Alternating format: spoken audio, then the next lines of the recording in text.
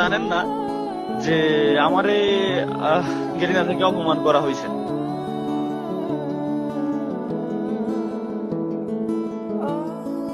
করা হয়েছে এটা। আচ্ছা, এটা বলিস না। আমি তো না ফোন না দিছিলাম যখন, তখন আমি লাইভে ছিলাম ওটা না। না, আমি না, না, আমি লাইভ স্ট্রিম ওটা অন না, করেছি, সেই সময় তুই ফোন দিছিস। না, না, ওইটা ওইটা না। বলিস না আমার লাইভে। অপমানটা করা হয়েছে কিভাবে? কারণ আমাকে ইভেন্টে ইনভাইট করা হয়, কোন ঠিক ইভেন্টে? আছে?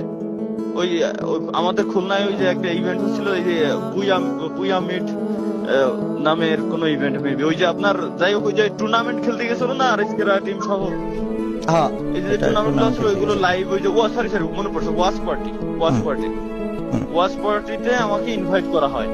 আগের দিন পর্যন্ত সব ইনভাইট করা হয়, আমাকে বলে যে ভাই আপনি আপনার টিম নিয়ে আসতে পারবেন। 9 জন আমার যে টিমে আছে, ওই 9 জনটা নিয়ে আমি এক জায়গায় গ্যাদার করছি, ঢাকায় আমার বাড়ি।